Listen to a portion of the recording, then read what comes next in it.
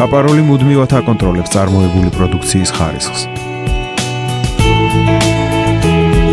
წარმოებული საღებავის ყოველი პარტია მოწდება შუალედურ ტესტირებაზე. ეს მოიცავს როგორც ტესტ სისუფთავეზე, ასევე ტესტი ტარდება სიბლანტეზე და ასევე ფარვადობაზე. ეხლა გიჩვენებთ ტესტ ფარვადობაზე. ვიღებთ კონკრეტულ პარტიას და ასხავთ კუბიკებზე. შავი და თეთრი კუბიკების გადაფარვით ვლინდება კონკრეტული საღებავის ფარვადობა. მივიღეთ ტესტი.